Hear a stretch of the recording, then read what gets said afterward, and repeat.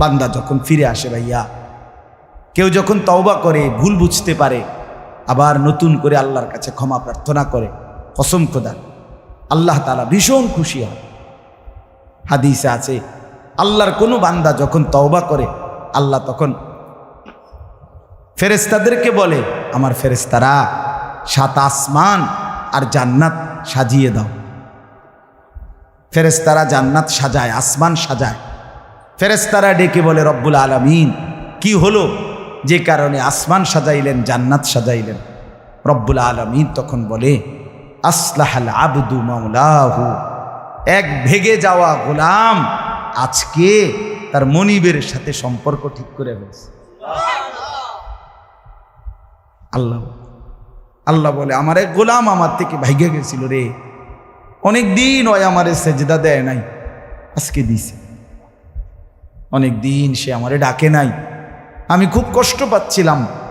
আমার বান্দা আমার হাতে গড়া, আমার দেওয়া নাক, চোখ, কান, আমার দেওয়া জবান, আমার দেওয়া জিহ্বা, আমার গড়া বান্দা আমারে ভুলে আমার থেকে ছুটে গেছে। আজ আমার সেই ভেগে যাওয়া বান্দা আমার কাছে ফিরে আসছে। লাল্লাহু আশাদ্দু ফারাহান বিতাওবাতি আবদি, নবী সাল্লাল্লাহু আলাইহি ওয়াসাল্লাম বলেন, আল্লাহ তাআলা ভীষণ খুশি হয় বান্দা যখন তওবা করে। এজন্য যুবক ফিরে আসো, নওজোয়ান ফিরে আসো, নিজের ক্ষতি করো না। আমি প্রত্যেক দিন বলি ভাইয়া, তুমি মরে গেলে হ্যাঁ পৃথিবীর কিচ্ছু আসবে, এই বন্ধুরা ধোকা ধোকা। একটা ফোলা ফাইন, তুমি মরলে খানা বন্ধ করতে না, কসম খোদা তুমি লিখা নাও।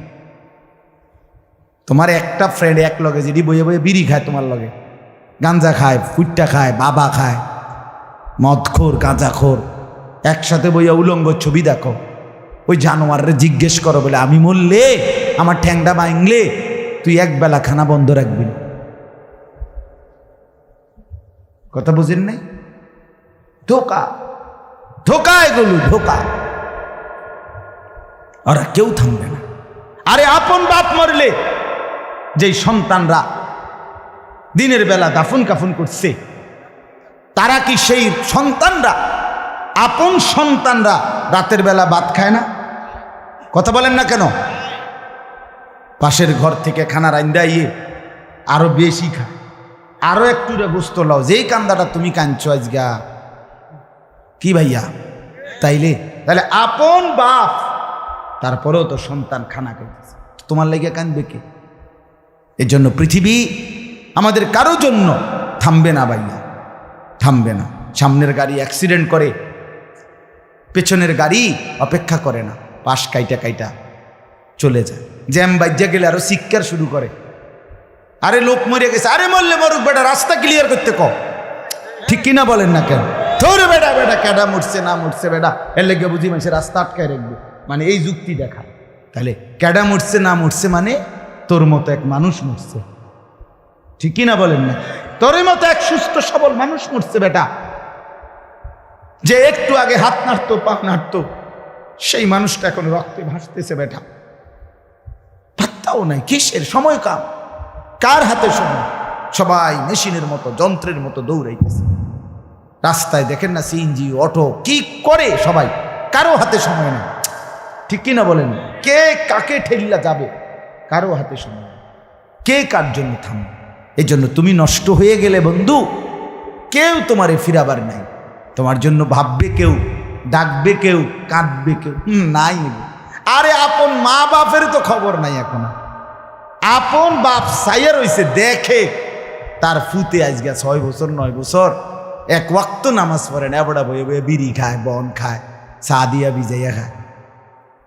এবারটার মাইছ না সেইটার নামাজটা পড়লে পড়ছে, না পড়লে রাতের ব্যাপার।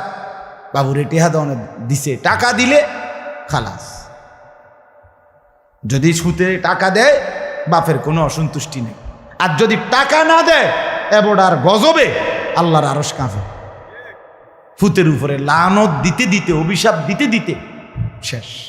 কারণ টাকা দেয় না, টাকা দেয় না, পুরা গ্রাম হাইটা হাইটা তখন মানুষের কাছে বদনাম, এই ফোলাগারে মানুষ করছি আমি, এই ফোলার লাগিয়া জীবন যৌবন শেষ করছি, 12 লাখ টাকা সুদে লইয়া তারে আমি নিজে বিদেশ পাঠাইছি। কত বড় নেয়ামতের কথা। বেশরম মানুষ সুদে টাকা লইয়া আবার মানুষের দ্বারে কও এত বড় হারাম কইরে আবার কইতেছ, হ্যাঁ 12 লাখ টাকা দিয়ে ফোলা বিদেশ ফাড়াইছি আমি, কিস্তি লইছি আমি, সুদে লইছি আমি, আর অন ফোলাগা একটা টাকা দেয় না। তার মানে সম্পর্কটা হয়ে গেছে এখন টাকা পয়সার ভিত্তিতে। আখেরাত কোথায়? আখেরাত কোথায়?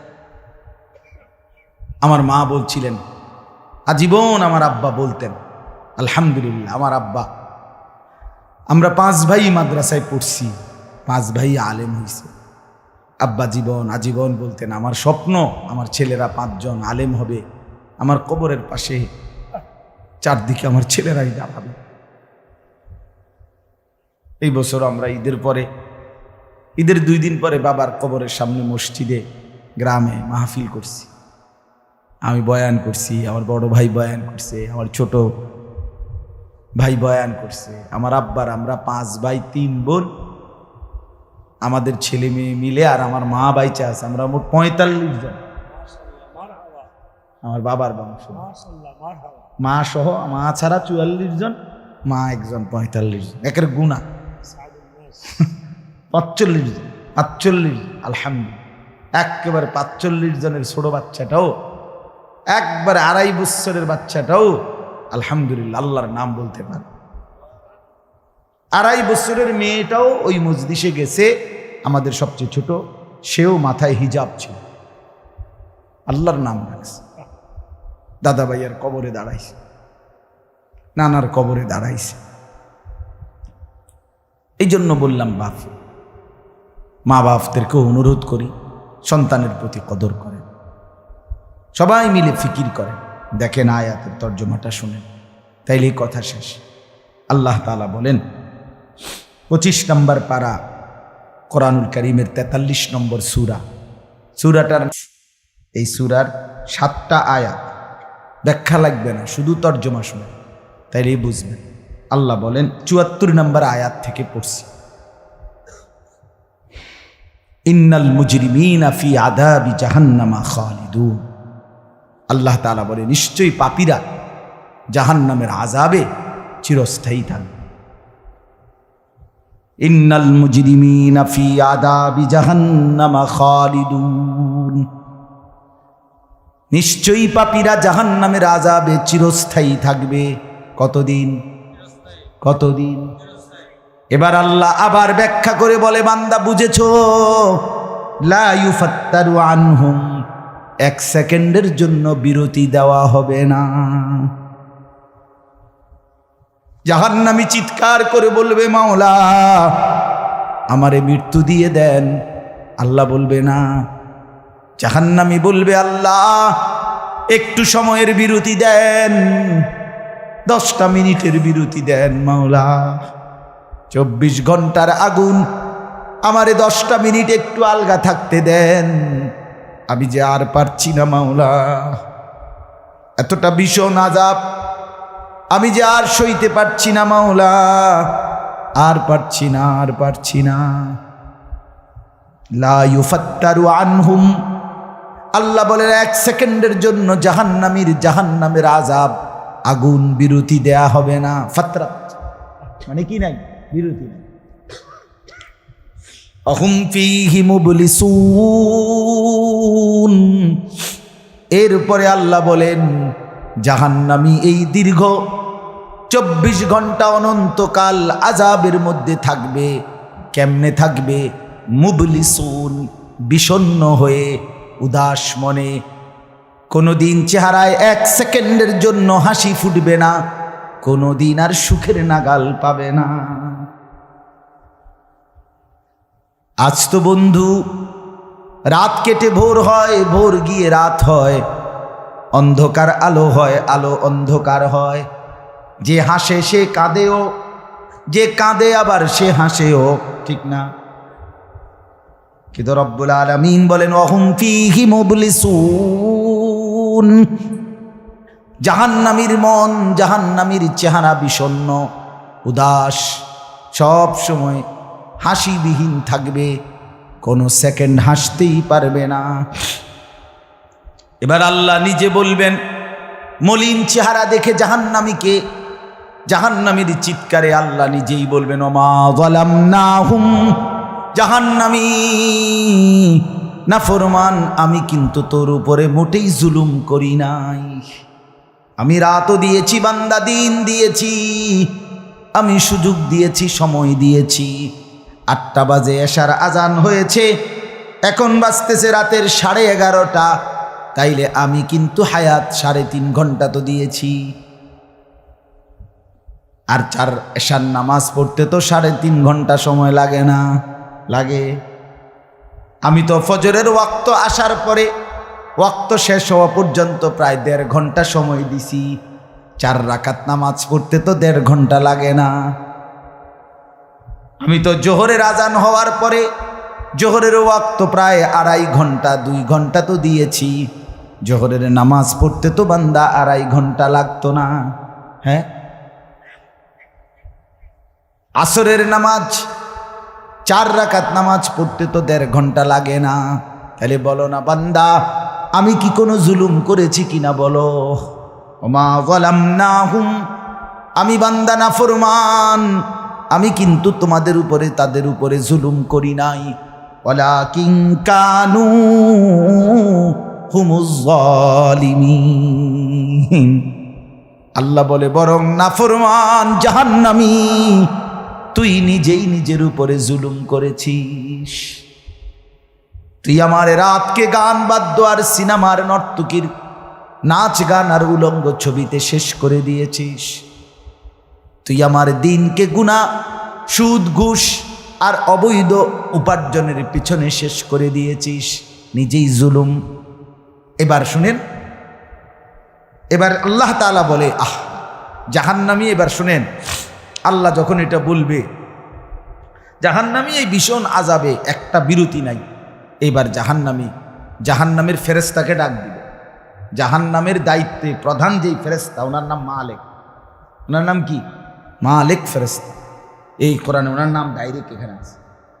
জাহান্নামী বলবে ওয়ানাদাউ ইয়া মালিক লিয়াকদি আলাইনা রাব্বুক। ওহো,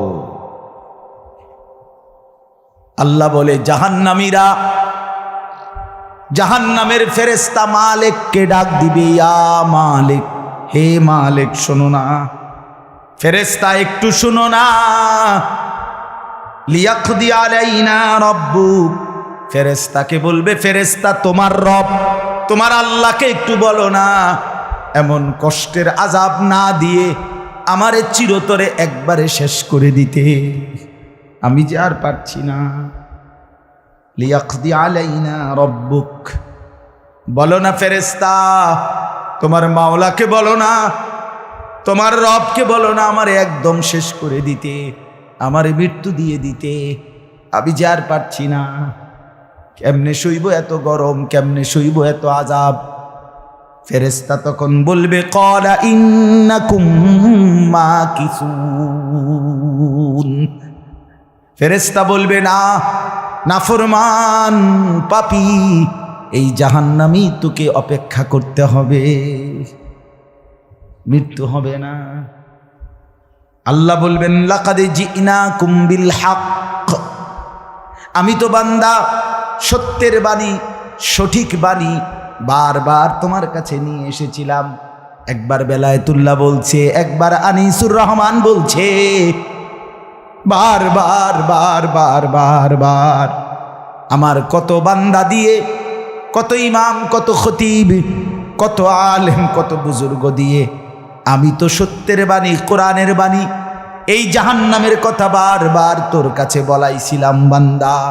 ওয়ালাকিন্না আকসারাকুম লিল হাক্কি কারিহুন, কিন্তু তোমরা তো অধিকাংশই আমার সত্যের আহ্বান, আমার কোরআনের আহ্বানকে অপছন্দ করেছ। পাত্তা দিস এত বাদ দিস হুজুর রাইতান কই বই মাতিস তাই আছে না এমন ব্যর্থমিজ লোক, কথা বলে না। অনেক বুড়া মানুষও আছে, অনেক বুড়া মানুষ। আর রাখো হুজুররা যত কয় এত না, কিছু কইতে লাগলে বাড়াইয়াও কয় বেটা হুজুররা বেড়ায়, কথা বলেন না কেন? হ্যাঁ, আরে রাখ বেটা, আল্লাহ ভরসা বেটা, আল্লাহ ভরসা কিতা, আল্লাহ ভরসা কিতা মানে আল্লাহ কি, আল্লাহ কি হিসেবে ভরসা আমি এটা আবার বুঝাই এখন। আল্লাহ বলছে বান্দা তুমি বিড়ি খাইতে থাকো আমি ভরসা। হ্যাঁ, এমনি আল্লাহ কইছে নাকি? তুমি টেলিভিশনে নাচ গান প্রত্যেক দিন বিকালে নর্তকী দেখো আমি ভরসা, এটা নিয়ে আল্লাহ কইছে। তো আপনি কিতা কইলেন কি আল্লাহ ভরসা কিতা, কি বুঝাইতে চাইলেন? হ্যাঁ, আল্লাহ ভরসা মানে কি? মানে আপনি গুনার উপরে মৃত্যু পর্যন্ত টিকে থাকবেন আর আল্লাহ ভরসা, এটাই না? নবী সাল্লাল্লাহু আলাইহি সাল্লাম সুপারিশ করবেন মানে কি? নবীজি সুপারিশ করবেন এই কথার অর্থ কি? এই কথার অর্থ এই যে উম্মত তুমি বিড়ি সিগারেট মদ জুয়া চুরি ডাকাতি জিনা ব্যভিচার নাচ গান সুদ ঘুষ তোমার যে দুর্শল্যে কুলায় মৃত্যু পর্যন্ত শেষ মুহূর্ত পর্যন্ত তুমি করতে থাকো, আমি সুপারিশ করে করে তোমার বেহেশতে দিব, এই তো অর্থ না? তো কি তা আপনি বলেন আমারে কি আসলে কি? আরে মুসলমান খুব বেশি খামখেয়ালি, খুব বেশি খামখেয়ালি। এবার দেখেন একটা শক্ত কথা আল্লাহ বলছে, আম আবরামু আমরান ফাইন্না মুবরিমুন। আল্লাহ বলে জালেমরা পাপীরা তোরা আমার আযাব থেকে বাঁচবার কোনো ব্যবস্থা করেছো কিনা তোমরা ঠিক করো। ফাইন্না মুবরিমুন, আমি তোমাগরে কেমনে ধরবো শাস্তি দেব কি কি এগুলো আমি আল্লাহ আমারগুলো ঠিক করে ফেলেছি। যে আম আবরামু আমরান, তারা কি কোনো ব্যবস্থা করেছে কিনা জিজ্ঞেস করেন। ফাইন্না মুবরিমুন, আমার ব্যবস্থা আমি করে রাখছি। বুঝেন নাই কথাটা? আল্লাহ বলেন আমার শাস্তি দেব কি কি, আমার আযাব দেব কি কি আমি সব ঠিক করে রাখছি জাহান্নামে। তুমি বান্দা বাঁচবা কেমনে তোমারটা তুমি ঠিক করছো কিনা বলো। এবার শেষ আয়াত, আম ইয়াহসাবুনা আন্না লা নাসমাউ সিররাহুম ওয়া নাজওয়াহুম। আল্লাহ বলে নাফরমান পাপীরা জালেমরা দুশমনরা মনে করে আমি তাদের গোপন কথা অন্ধকারের গোপন পরামর্শ একেবারে চুপচাপ নিরিবিলি কথাগুলো আমি শুনতে পাই না। কারণ ইয়ারফোন লাগাই রাখছে না, শুনবো কেন? মা কানের মধ্যে দুইটা বল্টু লাগাইলে তার আল্লাহ শুনে না, কথা কয় না।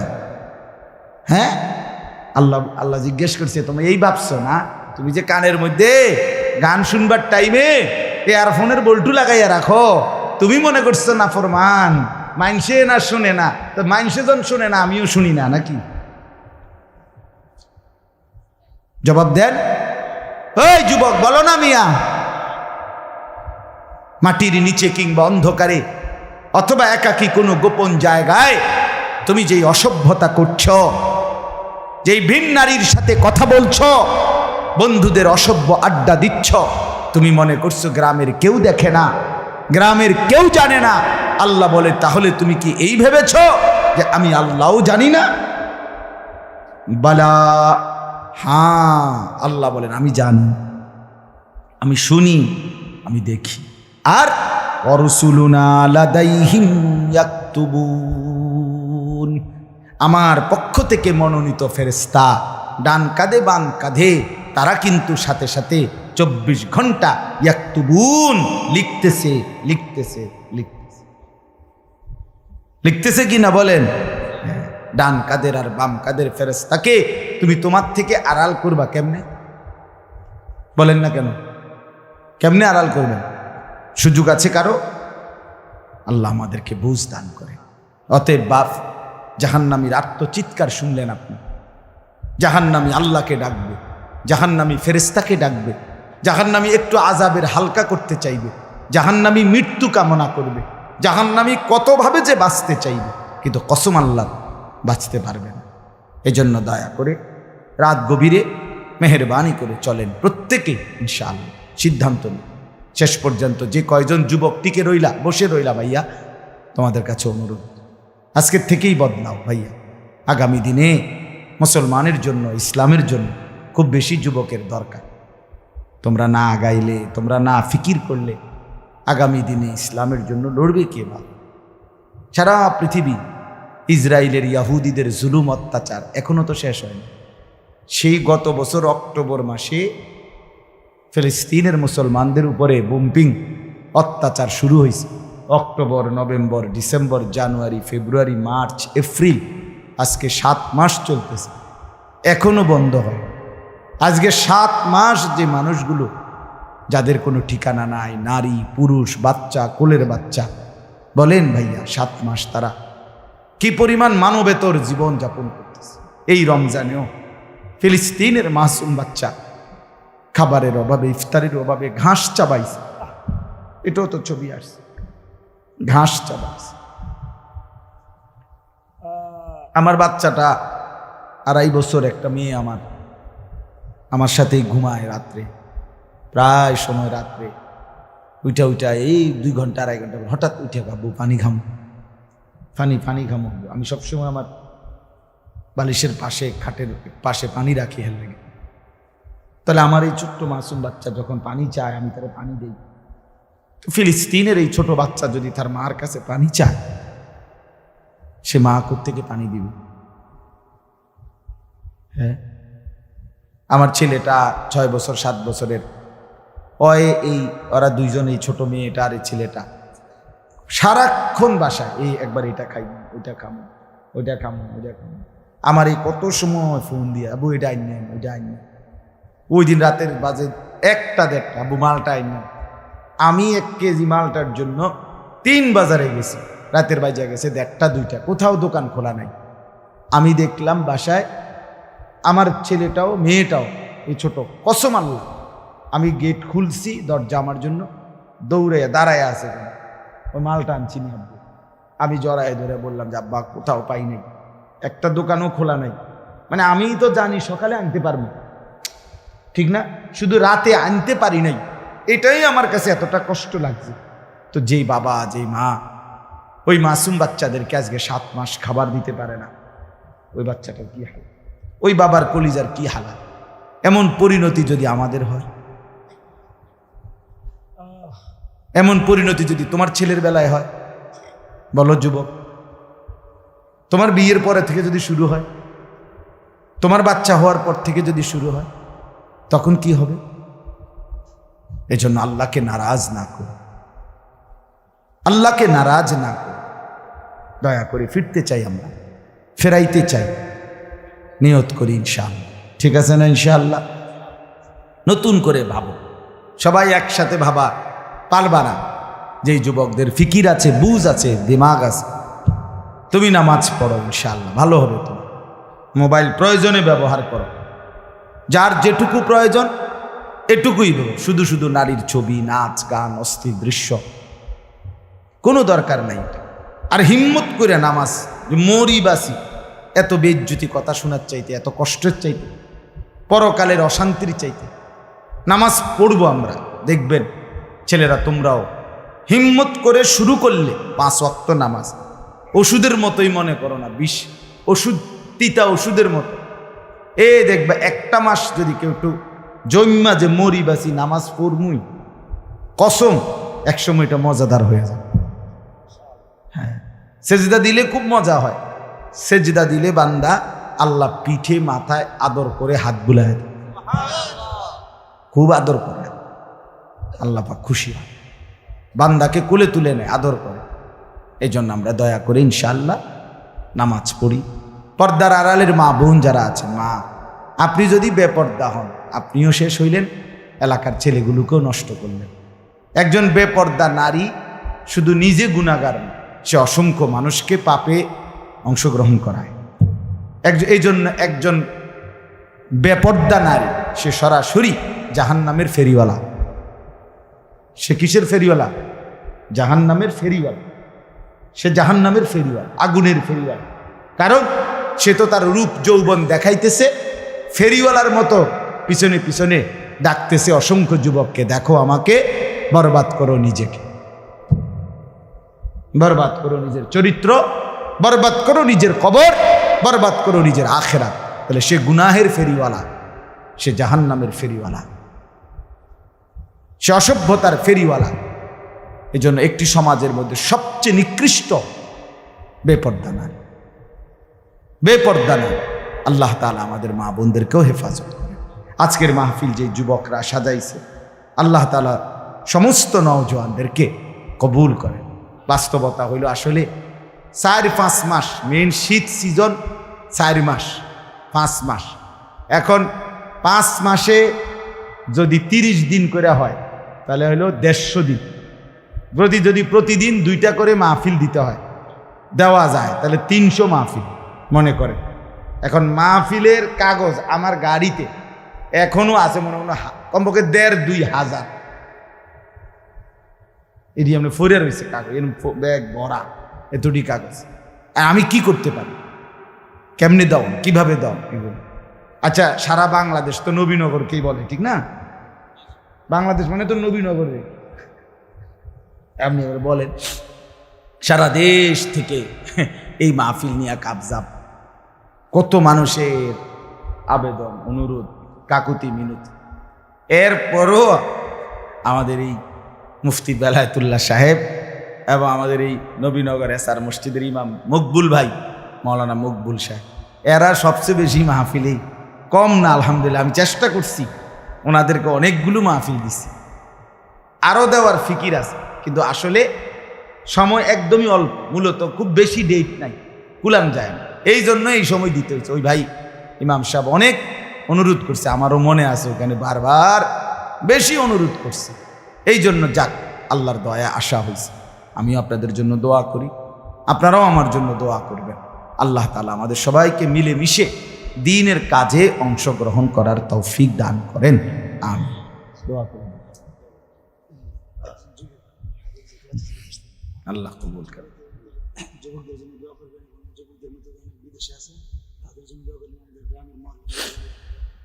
অনেক কষ্ট করে প্রবাসী যে বিদেশি ছেলেরা, আমি নিজ চোখে দেখি।